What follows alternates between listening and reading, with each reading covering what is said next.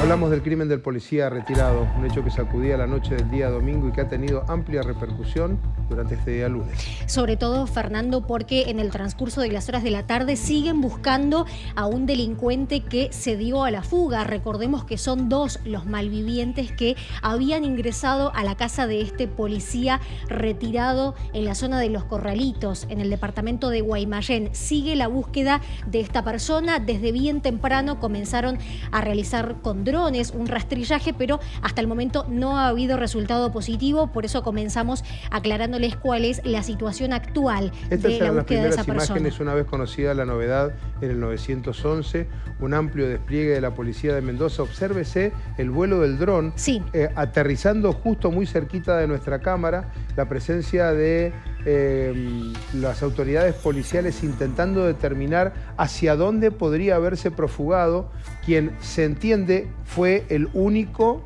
cómplice que tuvo este malviviente, que termina perdiendo la vida como en el accionar del policía retirado defendiendo a su familia. Sí, sobre todo lo buscaron de esta manera porque la policía llegó rápido al lugar. Llaman al 911 no solamente la hija de este policía retirado, sino también una vecina que la ayuda. Y es por eso que, bueno, piensan que está por la zona. ¿A dónde se puede haber ido? Tampoco hay tantas viviendas en ese lugar, por lo tanto, el rastrillaje era importante, pero bueno, a pesar de eso no ha tenido resultado positivo hasta el momento. Lo vamos a dejar ahora con una crónica de cómo transcurrieron los hechos. Entre medio de lo que les vamos a ir contando en esa crónica, se van a encontrar con el testimonio de una vecina.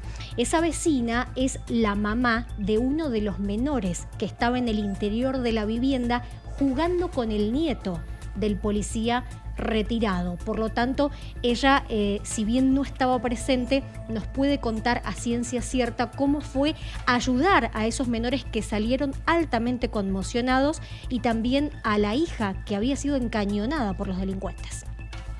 Todo sucedió la noche del domingo en esta casa de calle Godoy Cruz al 1500 de Los Corralitos, Guaymallén. Héctor Peláez, de 60 años, estaba con su hija, su nieto de 9 años, un amiguito de su nieto y un joven de 23 años, también familiar. Cerca de las 21:30 horas, dos delincuentes ingresaron a su vivienda por una puerta lateral.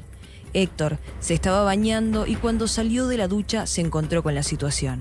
Bueno, nosotros estábamos dentro de la casa, se escucharon los tiros, a lo cual pensamos que no eran tiros porque por acá pasan muchas motos y demás.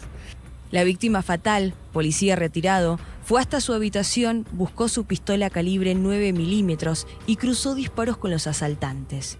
Como consecuencia, murió él y uno de los malvivientes, Roberto Pereira, que portaba un revólver calibre 38.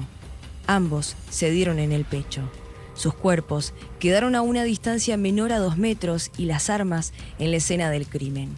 La hija salió en busca de ayuda. En eso siento que venía corriendo, mi vecina con su hijo y mi hijo. Los metemos dentro de casa y fuimos a querer ayudarla, pero no pudimos hacer mucho. Ella me dice, Nati, le dispararon a mi papá, ayúdame, y me quedé con sus hijos y mi hijo que estaban en crisis los dos. El delincuente abatido, además de estar armado, iba con el rostro cubierto, gorra y guantes.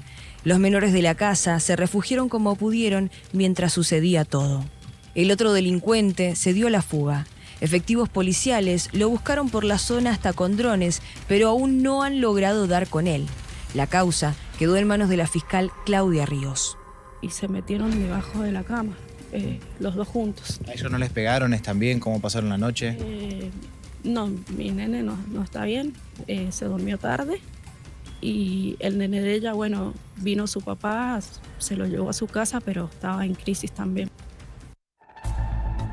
Bien, vamos a repasar quién era la víctima fatal, policía retirado asesinado, como bien decía la crónica. En ese momento él se estaba bañando, escuchó todo lo que estaba ocurriendo y allí es cuando se dirige a su habitación.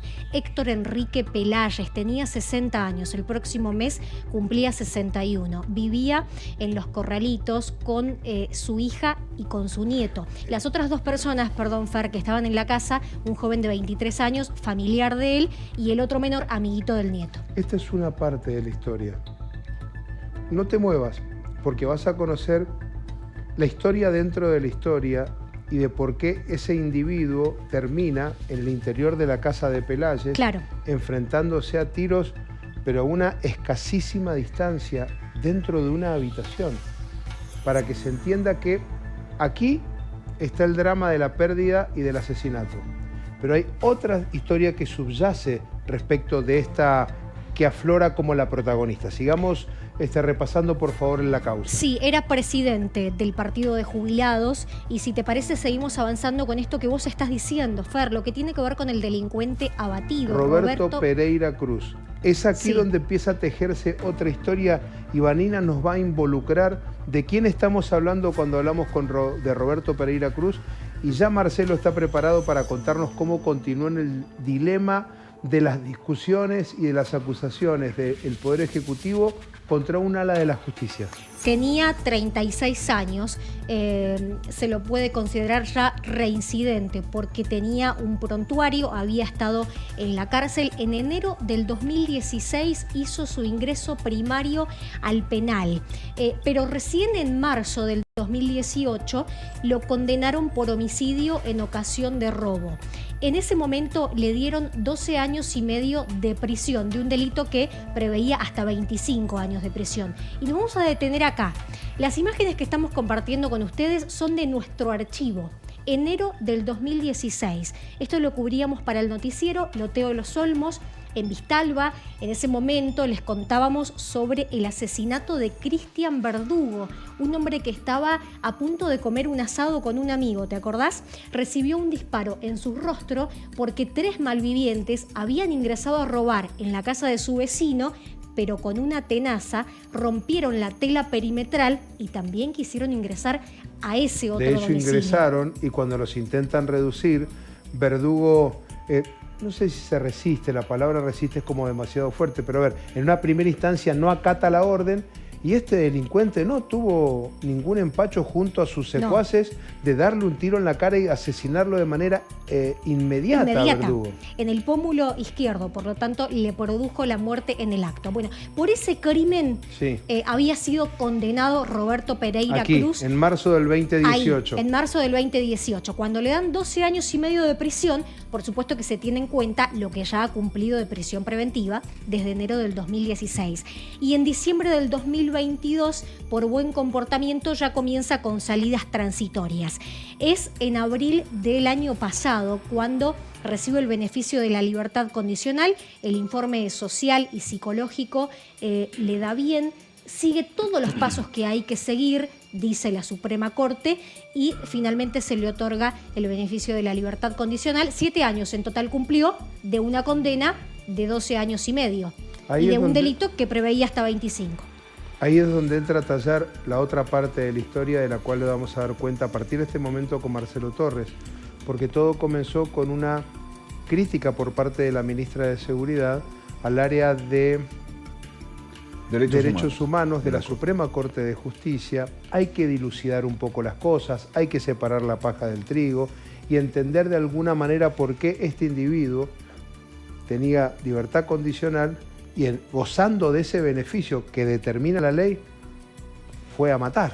O sea, Fernando, Vanina y amigos, que acá hay una sucesión de errores y de ineficiencia institucional lamentables, tan lamentables que terminan con la muerte del policía que estamos relatando anoche en su casa y del propio delincuente. ¿Por qué errores e ineficiencia tan lamentables? Porque seguramente las opiniones sobre el proceder de las instituciones van a ser sacadas, las conclusiones cada uno en su casa. ¿Por qué instituciones? Falla el Ministerio de Seguridad, en principio, y falla el Poder Judicial. El Poder Ejecutivo, por un lado, y el Poder ¿Por qué, Judicial. Marcelo? Bueno, porque este hombre debería haber estado preso, es decir, desde el 2016 en adelante debiese estar preso, debería haber estado preso. En el medio, lo que ocurre ahí en el medio, porque salió y tenía libertad condicional, porque hubo un juicio abreviado, él tendría que haber purgado una pena de 25 años o un poquito menos, en ocasión de robo mata a una persona. No hay que darle, el Código Penal dice que no se le permite darle libertad condicional a personas que matan en condición de robo. Ajá. Sin embargo, él va a un juicio abreviado y se le permite algún tipo de beneficio, termina con 12 años y medio condenado a prisión. Después, lo que bien explicaba Vanina, en el 2023, 7 años después, consigue la libertad y estaba libre, cuando debiese haber estado preso. ¿Y por qué estaba libre? Porque aparentemente, de acuerdo con sus abogados y demás, se refiere directamente, se dirige, esto quiero decir, a una oficina de la Corte, que es la Dirección de Derechos Humanos, que fue creada tiempo atrás a expensas de uno de los integrantes de la Suprema Corte de Justicia, que es Omar Palermo, vinculado a lo que se denomina el garantismo en la justicia tan defenestrado, o que no se entiende muy bien esto de darle algún tipo de beneficios a personas que a lo mejor no están en condiciones de referírselo. Pero al margen de eso, interviene esta Dirección de Derechos Humanos y le pide al juez de ejecución penal, en este caso, que resuelva el caso. No que lo resuelve el pasa área un de mes. derechos humanos de la Suprema Corte, No. sino que lo resuelve el juez de ejecución penal. Exactamente, así observando funciona. los estudios preliminares y etcétera. Pide informes, le pide al juez Sí. que resuelva la situación. El juez solicita informe al organismo técnico criminológico si este preso, si este interno está en condiciones de recibir la libertad. Pasa un mes, no hay resultados, vuelve a intervenir la Dirección de Recursos de Derechos Humanos de la Corte y dice: agilicen este hecho, porque no hay que jugar con la libertad de las personas o la detención de las personas. Y es donde ahí rápidamente el juez de ejecución penal resuelve la libertad de Roberto Rolando Pereira Cruz. Aparentemente, y aquí hay una contradicción entre lo que dice el Poder Ejecutivo a través del Ministerio de Seguridad y lo que dice esta oficina de Derechos Humanos de la Corte, porque aparentemente, de acuerdo con la visión del Poder Ejecutivo, el organismo técnico criminológico le había negado el beneficio a este interno. Permitime repasar algo que la ministra de Seguridad Ruz anunciaba en su cuenta o expresaba. Bueno, esto dispara la polémica, claro. Lamentamos profundamente la pérdida del policía retirado Héctor Enrique Peláez, quien murió en un enfrentamiento con un delincuente que no debería haber estado en libertad. Esta es la que activa la polémica, que está explicando de alguna manera un hilo bien extenso en términos de detalles. A pesar de que el Código Penal prohíbe la libertad condicional para quienes cometen homicidios en ocasión de robo y de que la oficina técnico-criminológica, la que está señalando Marcelo, según Ruz, ¿no? Según Ruz. Dictaminó en contra de su liberación, Roberto Pereira fue puesto en libertad condicional. Detenete un segundo ahí, fíjate el anterior, el tuit anterior, allá arriba. El anterior dice: hacemos todo lo posible, dice el Ministerio de Seguridad, dice, para lograr la seguridad de Mendoza, pero no la vamos a lograr si no hay justicia. Es duro esto. El Ministerio de Seguridad le está diciendo a la justicia que no hace justicia. Es decir, nosotros los enganchamos, los metemos presos. Eso dice, exactamente. La demora en los procesos judiciales o la inacción en términos de el proceso judicial atenta contra un estatus de seguridad a nivel provincial, a nivel ciudadano. Es Ruz en la que lo dice. Exactamente. Esto, claro, sí, pero quiero, aquí abajo, dale, más abajo, fíjate. Vamos más abajo acá con dice, la dirección. La Dirección de Derechos Humanos de la Corte solicitó su liberación haciendo caso omiso a nuestras leyes. ¿Qué dice la Dirección de Derechos Humanos? Que está a cargo de una funcionaria que se llama María Milagros Noli desde hace 8 o 9 años. Ellos no pidieron ninguna libertad. Dice, no somos el órgano para pedir la libertad de las personas que están detenidas. Pedimos que se resuelva, dice Noli. Pedimos que se resuelva. Esto es lo que se ha dicho hoy a través de un comunicado oficial. Pereira, y dice el comunicado, contaba al momento de resolución de la libertad condicional con dictámenes favorables por parte del Consejo Correccional, tanto para el acceso a la ampliación de salidas transitorias como para la libertad condicional. Primera contradicción, porque el organismo técnico criminológico, según lo que dice el Poder Ejecutivo, el Ministerio de Seguridad, Mercedes Ruz le había denegado la posibilidad de que estuviese libre. Pero estaba libre. Este es el fin de la cuestión. Claro. Fallaron Es todos. contrafáctico. Hasta el seguimiento que se hace de las personas que están en libertad falló todo porque ese tipo que estaba en libertad condicional, que tendría que haber demostrado elementos que probaban que se podía subsistir La reeducación en la plenamente, sociedad en libertad. que tenía un trabajo. Estudiar, tenía un trabajo estable, una forma O de nadie vivir. se lo reclamó, o él nunca lo probó, y andaba con un arma, robando, vas a saber haciendo qué cosas, y termina con la muerte de este policía. Perdón, reincide y mata a una persona de la misma manera que había matado antes, frente a una persona que se resiste o intenta defenderse de él, que es el delincuente. Y no Es se el sabe mismo qué pasó modus con su operandi. cómplice. Ese es el Claro. otro tema.